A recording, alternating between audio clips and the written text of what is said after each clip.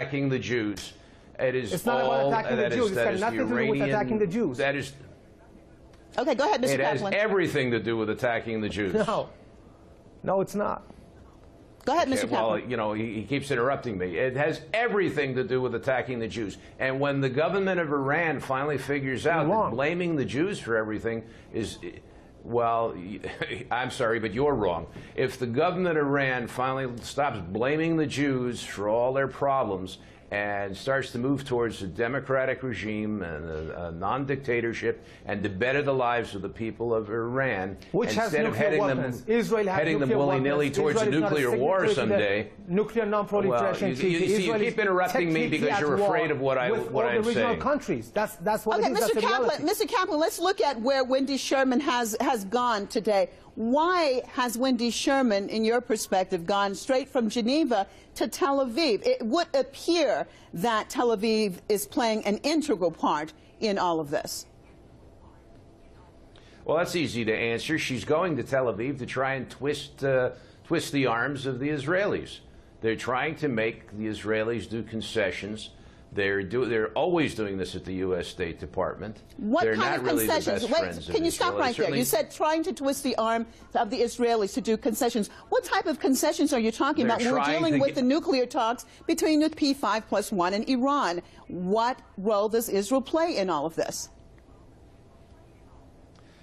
Well, I've already explained that Israel is the #1 target to attack. No, you have to remember, explain the twisting the arm aspect. Can you expand on that, please? Well, I'm trying to do that if you'd stop interrupting me. Please do. The fact is that the fact is that the American government is hoping to curtail building of the settlements in the West Bank, which is at odds sometimes with the administration in Israel. And part of it is, you know, trying to give Israel perhaps assurances that if they will cooperate with this concession to Iran that's going on in Geneva, that it will work to their advantage. And frankly, they don't go to Israel to get orders from Israel. They go to Israel to try and give Israel orders. They aren't usually successful, which is a good thing. Because what happens is you have politicians who are only interested in their own little careers and agreements. They'll make an agreement, and as Prime Minister Netanyahu said, a bad deal is a bad deal. Okay, there is Mr. no Mahdi. reason why, when the sanctions...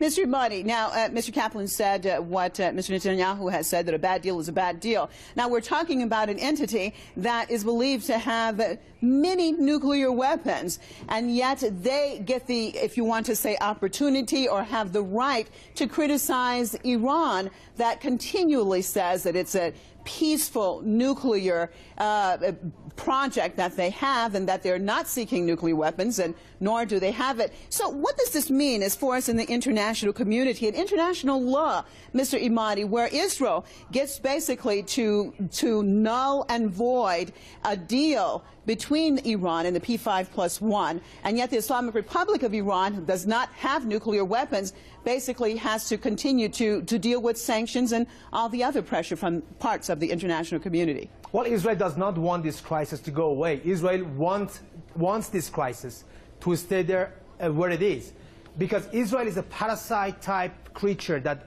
lives on crises. It wants crises in the region.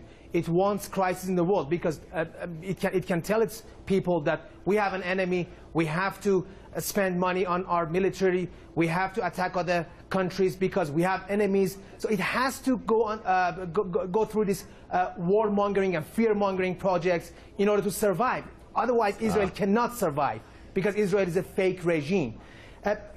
Getting back to the P5+1 talks with Iran, the fact of the matter is that the previous Iranian negotiating team, a lot of people would say that it was not a serious one. But this time around, Mr. Zarif, Foreign Minister Zarif and his team are a serious one. And no one in Iran doubts about their seriousness. And if Foreign Minister Zarif cannot strike a deal with the other party, that means for Iranians that it was not the fault of the Iranian negotiating team, it was the other party's fault. So it is becoming very much clear for the Iranians that the other party, the Western party in particular, is wasting time. It's not negotiating in a good faith, in serious manner. that has to change. Those dynamics will have to change, and the Western party in the talks will have to stop listening to Israel if it wants to put an end to this crisis once and forever. Mr. Kaplan, Iranian President Rouhani has said that the window of opportunity is limited and that the Western countries should definitely take serious this opportunity.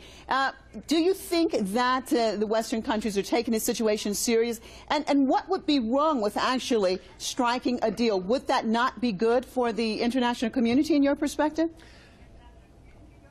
If the deal was to dismantle Iran's nuclear capabilities, absolutely. But Mirza, you're doing something here which I call lying by omission. You leave out just enough information to convey a false impression. The fact is that your government has been threatening not only Israel, but they're building ICBMs and they're building satellites to deploy nuclear weapons.